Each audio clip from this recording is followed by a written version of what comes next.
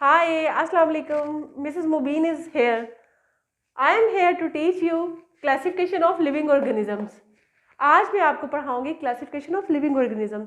ये chapter 5th class के लिए है, टीचर्स के लिए और पेरेंट्स की हेल्प के लिए है।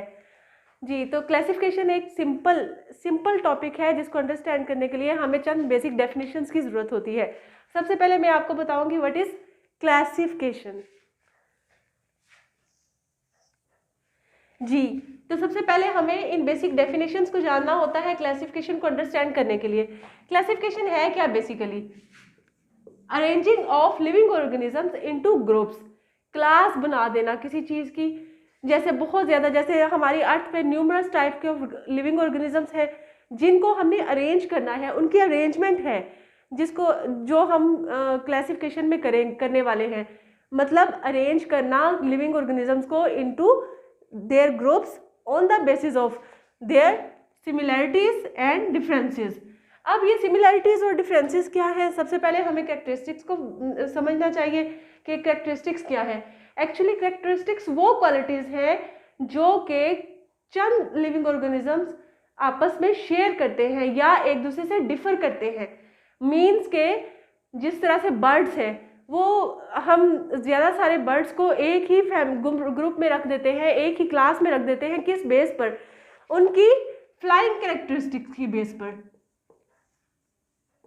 फ्लाइंग कैरेक्टरिस्टिक की बेस पर हम उनको एक ही क्लास में रख देते हैं बर्ड्स।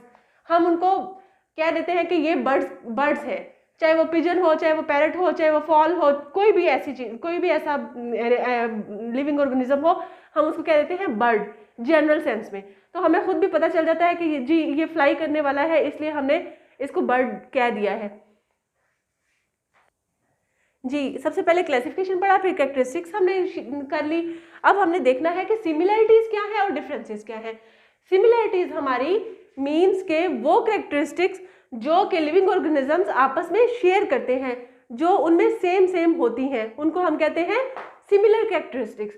और वो कैरेक्टरिस्टिक या वो खसूसियात जो एक दूसरे से शेयर नहीं करते, एक दूसरे से डिफरेंट होती हैं बहुत से लिविंग ऑर्गेनिजम्स में, उनको हम क्या कहते हैं? डिफरेंसेस कहते हैं। जी, तो ये बेसिक डेफिनेशंस हमने कर ली। अब हम आते हैं, अगर हमारे पास बहुत से लिविंग ऑर्गेनिजम्स हैं, लेट्स सी, हम on the basis of their similarities, on the basis of their similar characteristics, इनमें सिमिलर कैरेक्टरिस्टिक्स ग्रुप ए में क्या है? रोज और सनफ्लावर में फ्लावर है। हम इनकी फ्लावरिंग की बेस पर, फ्लावर कि इन दोनों के फ्लावर्स होते हैं, हम इस बेस पे अगर इनको कैटेगराइज करें तो ये किस ग्रुप में आते हैं? ए ग्रुप में, इसको रख दिया। अब पिजन और डव इनसे तो डिफरेंट है totally, they share not any characteristics with each other, but pigeon and Dove ये दोनों क्या है? बर्ड्स हैं। इनमें सिमिलरिटीज पाई जाती है, इसीलिए हम इनको किस ग्रुप में रख देंगे? ग्रुप बी में रख देंगे। तो इसमें क्या सिमिलरिटी है? फ्लाइंग। ग्रुप ए में सिमिलरिटी थी कि वो फ्लावरिंग प्लांट्स हैं। ग्रुप बी की आपस में सिमिलरिटीज क्या है? कि वो फ्लाइंग बर्ड्स हैं। तो ये आपस में तो एक दूसरे के साथ सिमिलर कैरेक्टरिस्टिक शेयर कर रहे हैं, मगर एक दूसरे से डिफर कर रहे हैं, जिसकी वजह से हमने इनकी ग्रुपिंग कर दी। ग्रुप ए को डिफरेंट कर दिया, ग्रुप बी में डिफरेंट ऑर्गेनिजम्स रख दिए। इसी अरेंजमेंट को जो हमने ये लिविंग ऑर्गेनिजम्स की है, ग्रुपिंग की है यहाँ पे, यही तो क्लासिफिकेशन है। So it is so simple, यही हमारी क्लासिफिकेशन है।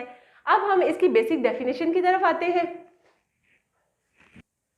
जी, तो बच्चों अब फुल क्लासिफिकेशन की डेफिनेशन क्या होगी? To put organisms into separate groups on the basis of similarities and differences is called classification. It is very simple, not difficult. जी बच्चों, नेक्स्ट 5 किंगडम सिस्टम। अब हम ये पढ़ेंगे, ये मैं आपको बताऊंगी कि कितने किंगडम्स हैं टोटल लिविंग ऑर्गेनिजम्स की। हमने इनको 5 किंगडम्स में डिवाइड किया है। अब इनकी बेसिस क्या है, इसको डिवाइड करने के लिए हमें क्या क्राइटेरिया यूज करना पड़ता है, वो मैं आपको बताऊंगी। मगर उससे पहले आपको इन बेसिक डेफिनेशंस का पता होना चाहिए। Cell, what is cell? ये शुरू से आप छोटी क्लासेस से पढ़ते आ रहे हैं कि सेल क्या है। सेल बेसिक यूनिट है हमारे किसी भी लिविंग ऑर्गेनिजम्स की। जिस तरह से हम किसी भी बिल्डिंग को देखते हैं, उसकी बिल्डिंग किस बेस पे बनी होती है, किस चीज़ से मिलकर बनती है, वो है ब्रिक्स। ब्रिक्स क्या है? यूनिट है जिससे पूरी बिल्डिंग बनती है। इसी तरह से हमारा सेल जो है वो हमारी बॉडी की बिल्डिंग है, उससे सबके सब लिविंग ऑर्गेनिजम्स की बॉडी बनी होती है। अब यूनिसेलुलर क्या है? Unicellular, uni means one, one. वो ऑर्गेनिजम्स जिनकी बॉडी वन सेल से मिलकर बनती है उनको हम यूनिसेलुलर ऑर्गेनिजम्स कहेंगे, और वो ऑर्गेनिजम्स जिनकी बॉडी मोर देन 2 सेल से मिलकर बनती है उसको हम मल्टी सेलुलर कहेंगे। Multi mean many, multi mean many, many cells से मिलकर बनने वाले ऑर्गेनिजम्स की बॉडी को हम या ऑर्गेनिजम्स को हम मल्टी सेलुलर ऑर्गेनिजम्स कहेंगे। अब क्लोरोफिल आ जाती है next and last definition. Chlorophyll क्या है? ये एक ग्रीन कलर का मटेरियल है जिसकी वजह से हमारे लीव्स, ट्रीज के, प्लांट्स के, जो भी हमारे राउंड अबाउट हम देखते हैं, हमें पौधे नज़र आते हैं, वो सारे के सारे ग्रीन नज़र आते हैं। किस वजह से? क्लोरोफिल की वजह से। और प्लांट्स की ये क्वालिटी है जो उसको दूसरे एनिमल्स से या लिविंग थिंग्स से डिफर करती है, वो है क्लोरोफिल। क्योंकि इसकी प्रेजेंस में प्लांट्स फोटोसिंथेसिस कर सकते हैं। फोटोसिंथेसिस क्या है? खुराक बनाने का अमल है। इसीलिए पौधे खुद खुराक अपनी तैयार करते हैं, अपने लिए भी और दूसरों के लिए भी। सबसे पहले हम डिस्कस करेंगे इनके नेम्स को कि कितने किंगडम्स हैं। टोटल 5 किंगडम्स हैं। तो सबसे पहली किंगडम क्या है? Monera, then Protista, then Fungi and Plantae and at the end Animalia. हम सबसे पहले जो डिस्कस करने वाले हैं वो है प्लेंटाई एंड एनिमेलिया। प्लेंटाई वो किंगडम, ये ऐसी किंगडम है जिसमें वो ऑर्गेनिजम्स आते हैं जो बेसिकली मल्टी सेलुलर होते हैं। अब ऑब्वियसली हमें जो यूनिसेलुलर ऑर्गेनिजम्स हैं वो नज़र नहीं आते, उसके लिए हमें माइक्रोस्कोप की ज़रूरत होती है, मगर प्लांट्स वगैरह और ट्रीज़ हमें नज़र आते हैं जिससे हमें अंडरस्टूड है कि ये मल्टी सेलुलर है। तो ये प्लेंटाई क्या है? These organisms are multicellular. जैसा कि मैंने आपको पीछे प्रीवियस बताया है डेफिनेशंस में मल्टी सेलुलर और यूनिसेलुलर का डिफरेंस। सो प्लेंटाई एंड एनिमेलिया क्या है? ये दोनों के दोनों मल्टी सेलुलर ऑर्गेनिजम्स हैं। और प्लेंटाई में क्लोरोफिल होता है, मैं ये भी आपको पहले बता चुकी हूँ। ग्रीन कलर का मटेरियल होता है जिसकी वजह से हमें पौधों के पत्ते ग्रीन नजर आते हैं। तो प्लेंटाई क्या है? मल्टी सेलुलर ऑर्गेनिजम्स हैं और क्लोरोफिल रखता है। ये इसके सारे के सारे ऑर्गेनिजम्स जो कि प्लेंटाई किंगडम में इंक्लूड होते हैं या ग्रुप में इंक्लूड होते हैं, जिसकी वजह से ये अपनी खुराक खुद बना सकते हैं और दूसरों के लिए भी प्रिपेयर करते हैं। एनिमेलिया, इन दिस ग्रुप और in this kingdom all the organisms are multicellular. इसीलिए तो हमें एनिमल्स नजर आते हैं। हम लोग खुद ह्यूमन हैं, हम भी मल्टी सेलुलर हैं, हम भी इसी कैटेगरी में आते हैं। हम देख सकते हैं एक दूसरे को क्योंकि हम मल्टी सेलुलर हैं। So but the Animalia group और kingdom organisms don't have chlorophyll. इसी वजह से ये दूसरों पे डिपेंड करते हैं, जैसे प्लांट्स पे और दूसरे एनिमल्स पे। सो ये एक, मगर इनकी जो क्वालिटी है वो ये कि ये मूव कर सकते हैं एक जगह से दूसरी जगह। इसकी एग्जांपल्स में क्या आएगा? Like rabbit, duck and crab वगैरह।